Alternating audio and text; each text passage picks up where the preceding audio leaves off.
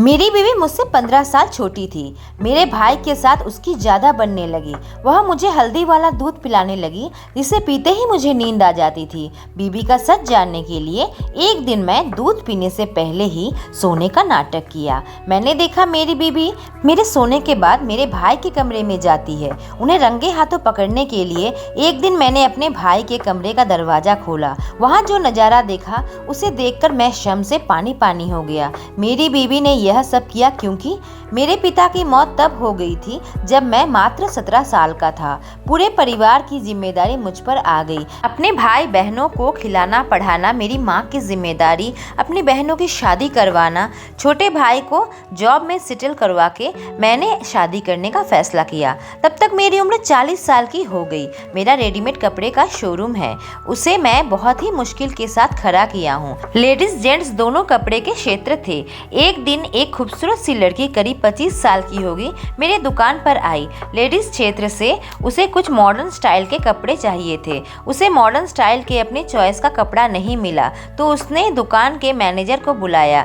मैं उसके पास गया तो उसने कहा, क्या पुराने ज़माने के स्टाइल के कपड़े रखते हैं आप? आजकल ये सब कौन पहनता है? मैंने उनसे माफ़ी मांगी कि उनकी शैली के कपड़े नहीं मिले। मुझे आज जल्दी घर जाना था क्योंकि मेरी माँ ने मुझे कहा था कि हम लड़की देखने जा रहे हैं, पर मन ही मन उसी लड़की के बारे में सोच रहा था। जब हम लड़की देखने गए, लड़की हमारे सामने आई। मैं उसे देखकर दंग रह गया। यह तो वही लड़की है जो आज मेरे दुकान में आई थी। लड़की भी मुझे देखकर शर्मा गई क्योंकि दुकान में जिस तरह से उसने मुझसे बात की थी। मुझे लड़की पसंद थी तो मैंने शादी के लिए हाँ कर दी। लड़की ने भी शादी के लिए हाँ कर दिया। राजेश स्वीट्स प्रिया। बहुत धूमधाम से हमारी शादी हुई। शादी के बाद हमें पता चला कि हमारे ख्यालात एक दूसरे से अलग है। मैं थोड़ी पुराने ख्यालात का हूँ और वह एकदम नई सोच वाली लड़की है, पर मैं कोशिश करता था उसका साथ देने का। हालांकि कई चीजों की समझ मुझे नहीं थी। उसके अंदर बचपना भरा हुआ था और मैं 40 साल का मैच्योर्ड आदमी। मेरा छोटा भाई अमित अभी भी कुंवारा था। शादी के बाद मेरी बीवी की उससे खूब बनने लगी। जब भी मैं काम से घर आता था मैं उन दोनों को हंसते हुए देखता था। मुझसे ज्यादा तो इन दोनों की जोड़ी सही लगती थी।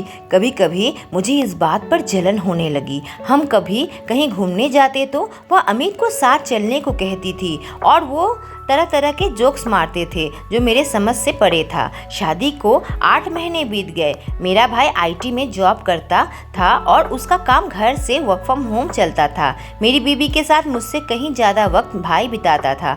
मेरी बीवी एक दिन मेरे लिए प्यार से हल्दी वाला दूध लेकर आई। मैंने उसे पिया तो उसे पीते ही मुझे नींद आने लगी। मुझे लगा काम से थक जाता हूँ तभी मेरी इतनी सेवा करती है। यह सिलसिला अब रोज चलने लगा। पूरी रात मैं गहरी नींद में सोता था और मुझे कुछ भी होश नहीं था। धीरे धीरे मुझे शक होने लगा, आखिर दूध पीते ही मैं सो कैसे जाता हूँ? यह हल्दी वाले दूध का मांजरा क्या है? इतने दिन तो मेरे लिए हल्दी वाला दूध नहीं लाती थी, पर अब क्या हो गया? यह हल्दी वाला दूध पिलाने लगी। इधर जब भी मैं काम से आता था मैं उन दोनों को हमेशा ही बात करते हुए देखता था।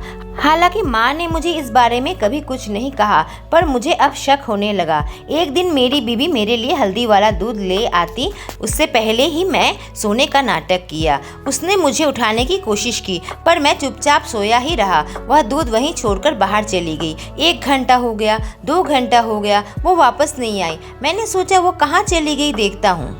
मैं हर कमरे में उसे ढूंढ लिया, वो कहीं नहीं थी। यहाँ तक कि मैं अपनी माँ के कमरे में भी देख लिया। मेरे भाई के कमरे के नीचे से थोड़ी सी रोशनी आ रही थी। जब मैं कान लगाकर सुना तो मेरी बीवी की आवाज़ आ रही थी। रात को 1 बजे मेरी बीवी मेरे भाई के कमरे में क्या कर रही थी? मेरा शक अब यकीन में बदल चुका था। मैंने कमरे के दरवाजे को हल्का सा धक्का दिया तो वह अंदर से बंद था। उस वक्त मैं अपने कमरे में चला गया, पर मैं यही सोचता रहा कि मेरी बीवी मेरे साथ धोखा कर रही है। देखता हूँ कितना बजे अपने कमरे में वापस आती है और यह सिलसिला रोज चलता है या नहीं। इसके बाद ही मैं इन दोनों से कुछ कहूँगा।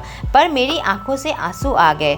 मेरा अपना भाई जिसके लिए मैं इतनी साल तक कुर्बानी दिया, वह मेरी बीवी के साथ। मुझे सोचते हुए भी शर्म आ रही थी। अचानक मुझे अपनी बीवी के कमरे में आने की आहट मिली। मैं घड़ी देखा तो रात के 2 बज रहे थे। मेरे बगल में आकर लेट गई। इतना गुस्सा आ रहा था कि मुझे लगा इसी वक्त उसका गला गला दबा दूं। आखिर मेरे पीठ पीछे यह सब करने की क्या जरूरत थी। अगले दिन भी मैंने उसे कुछ नहीं कहा। मैं उन दोनों को रंगे हाथों पकड़ना चाहता था। मेरी बीवी मेरे साथ बिल्कुल ही नॉर्मल थी। मैं अपने काम पर चला गया। रात को फिर से वही हल्दी वाला दूध लेकर आई। मैंने उसे पीने का नाटक किया, लेकिन मौका मिलते ही उसे फेंक दिया। मैं नहीं चाहता था कि दूध पीकर मैं सो जाऊं और मेरे पीठ पीछे वह यह सब गुल खिलाए। मैं सोने का नाटक किया। मेरी बीवी कमरे में नहीं आई। मैंने देखा घर के सब लोग सो चुके हैं। अभी मौका है इन दोनों को रंगे हाथों पकड़ने का। जब मैंने अपने भाई के कमरे का दरवाजे को धक्का मारा, वह खुल गया। इन दोनों ने कमरा लॉक नहीं किया था आज। जब मैं गुस्से से कमरे के अंदर घुसा तो कमरे का नज़ारा देखकर मैं शर्म से पानी पानी हो गया, क्योंकि मेरी बीवी मेरे भाई के साथ बैठकर कंप्यूटर में कुछ काम कर रही थी और उसके कानों में हेडफोन लगा हुआ था। मैंने कहा, यह सब क्या कर रहे हो तुम दोनों इतनी रात को? मेरी बीवी मुझे देखकर घबरा गई और मुझसे पूछी, आप यहाँ? मैंने कहा, तुम यहाँ क्या कर रही हो? रात को 12 बज रहे हैं। तुम जागकर मेरे भाई के साथ कमरे में कंप्यूटर में क्या काम कर रही हो? आखिर दोनों का चक्कर क्या है? मेरी बीबी ने कहा, आप जैसे सोच रहे ऐसा कुछ भी नहीं है। हमारी एनिवर्सरी के लिए मैं आपके लिए एक सरप्राइज प्लान करना चाहती थी, इसलिए मैंने एक कॉल सेंटर में 4 घंटे की जॉब ली है। 10 से 2 बजे की मेरी पार्ट टाइम जॉब है। मैंने उससे कहा, तुम मेरे हल्दी वाले दूध में क्या मिला दिया करती हो जिससे पीकर मैं सो जाता हूँ और मुझे पता भी नहीं चलता कि तुम हो कहाँ?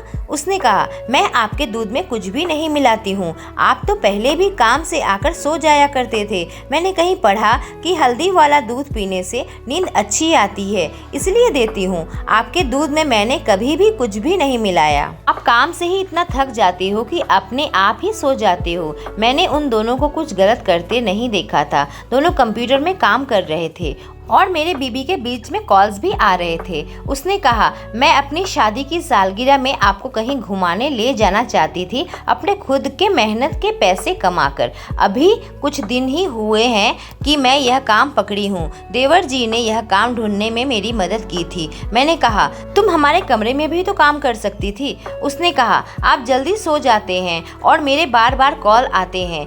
मैं बात करूंगी तो आपको डिस्टर्ब होगा। दूसरी बात यह है कि मैं आपको सरप्राइज देना चाहती थी, जो कि अब सरप्राइज नहीं रहा। मुझे बुरा लगा कि मेरी बीवी मेरे लिए ही सरप्राइज प्लान कर रही थी और मैंने उस पर ही शक किया। मैंने उससे कहा, तुम्हें यह कॉल सेंटर की जॉब करने की अब कोई ज़रूरत नहीं है। यह सुनकर उसका चेहरा सूख गया। मैंने कहा, मेरे पास तुम्हारे लिए इससे भी अच्छा काम है। किसी लड़की ने कहा था कि मैं अपने शोरूम में लेडीज क्षेत्र में ओल्ड फैशनेबल कपड़ा रखता हूँ। वह चाहे तो वहाँ मैनेजर का काम कर सकती है और मेरे शोरूम को एक नया रूप दे सकती है और इससे कहीं ज़्यादा सैलरी मैं उसे दूंगा। यह सुनकर उसका चेहरा खिल उठा। मैंने कहा, तुम्हें फैशन की बहुत अच्छी समझ है और फैशन के मामले में मैं बहुत बुरा हूँ। तुम मेरे शोरूम की लेडीज क्षेत्र को संभालो। ऐसे में तुम्हें भी काम मिल जाएगा और मुझे भी अपने शोरूम के लिए न्यू जनरेशन कस्टमर मिलेंगे। सुनकर वह खुश हो गई और काम के लिए हाँ कर दिया। ऐसे में हम दोनों साथ में वक्त भी गुजार पाएंगे। फिर हम दोनों खुशी खुशी अपने कमरे में चले गए। शक एक बहुत बड़ी बीमारी है। जब हम अपने आप को जीवन साथी से कम समझते हैं, तभी हम उन पर शक करते हैं। हमें इससे बचना चाहिए।